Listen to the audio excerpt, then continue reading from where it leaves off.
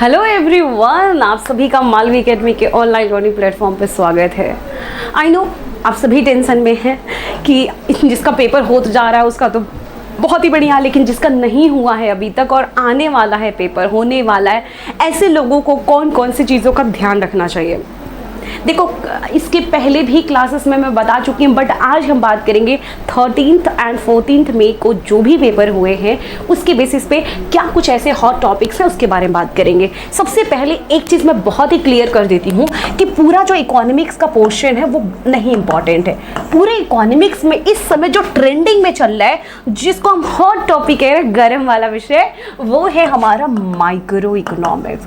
अब सोचोगे मैं माइक्रो इकोनॉमिक्स तो इतना ईजी है, इसमें ऐसी क्या चीज़ें हैं जो हमारे समझ में नहीं आएंगी। बेटा है तो बहुत ईजी टॉपिक, जितने भी टॉपिक हैं बहुत ही ईजी, चाहे वो इंट्रोडक्शन टू माइक्रो इकोनॉमिक्स हो, चाहे कंज्यूमर थ्योरी हो, चाहे डिमांड हो, elasticity of demand to supply हो, मार्केट स्ट्रक्चर हो, प्राइस डिटर्मिनेशन, सब बहुत आसान है। फिर दिक्कत कहाँ आ रही है? दिक्कत आ रही है ये कि आपके कॉन्सेप्ट नहीं क्लियर है। ठीक है, कॉन्सेप्ट क्लियर करिए। स्पेशली 3 ऐसे टॉपिक है जिससे बहुत ढेर सारा न्यूमेरिकल आया, बहुत ही ढेर सारा न्यूमेरिकल आ रहा है और धीरे धीरे पेपर की डिफिकल्टीज बढ़ती जा रही है। तो जो कॉन्सेप्ट क्लियर करना है, फिर से मैं रिपीट कर दे रही हूँ, 3 चीज़ों को बिल्कुल ध्यान से करके चाहिए। पहला कॉस्ट, ठीक है, दूसरा रेवेन्यू, और इसका न्यूमेरिकल ज़रूर सॉल्व करिए। अगर आप न्यूमेरिकल सॉल्व कर ले रहे हैं ना बेटा, तो इसका मतलब आपके कॉन्सेप्ट क्लियर है, क्योंकि थ्योरी तो हम पढ़ ही रहे, इतने दिनों से पढ़ ही रहे, लेकिन जब हम न्यूमेरिकल सॉल्व करने लगते हैं तो हमें पता चलता है कि एक्चुअली में हमारे कॉन्सेप्ट क्लियर हैं कि नहीं है। ऑलराइट, क्या फिर हम सिर्फ पढ़ ही ले रहे थे, हमें समझ नहीं आ रहा था। तो कॉन्सेप्ट क्लियर करिए, चाहे वो न्यूमेरिकल रेवेन्यू का हो, चाहे फिर कॉस्ट का है। इसके अलावा कंज्यूमर इक्विलिब्रियम से न्यूमेरिकल देखने को मिला है। तो consumer equilibrium in case of two commodity, ठीक है, इसको भी करिए, इसका भी न्यूमेरिकल प्रैक्टिस करिए please as much as possible. क्योंकि देखो, मुझे ये नहीं है कि न्यूमेरिकल आएगा तभी प्रैक्टिस करिए। मेरा सिंपल सा एक फंडा है कि आपका थ्योरी अगर क्लियर है तो दिक्कत क्या है न्यूमेरिकल प्रैक्टिस करने में, क्योंकि अगर न्यूमेरिकल प्रैक्टिस करते हो तो आपका नॉलेज तो और डीप हो रहा है ना, and that's the very good for you.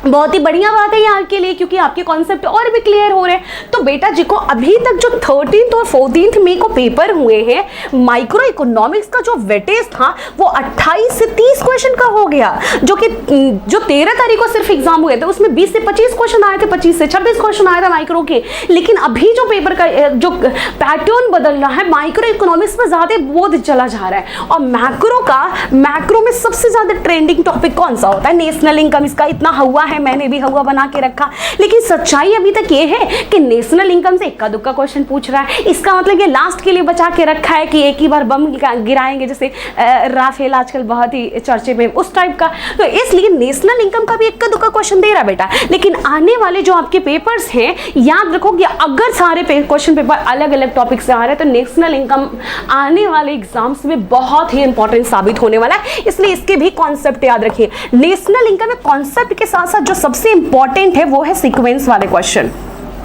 जितना ज्यादा हो सकता है वैल्यू एडेड को प्रैक्टिस करिए, जितना ज्यादा हो सकता है एक्सपेंडिचर मेथड को प्रैक्टिस करिए, जितना ज्यादा हो सकता है प्रिकॉशंस ऑफ नेशनल इनकम को प्रैक्टिस करिए, टाइप ऑफ गुड्स को प्रैक्टिस करिए, क्योंकि टाइप ऑफ गुड्स एक ऐसा टॉपिक है जिससे मल्टीपल ऑप्शन वाले क्वेश्चंस देखने को मिलते हैं। ठीक है, ये चीजें तो आपको करनी है। इसके अलावा जो न्यूमेरिकल क्वेश्चन है वो उसको तो प्रैक्टिस करेंगे ही। कंजम्पशन फंक्शन वाले क्वेश्चन जरूर न्यूमेरिकल सॉल्व करिए। अब सोचोगे इससे न्यूमेरिकल सॉल्व करने में क्या दिक्कत आ रही है?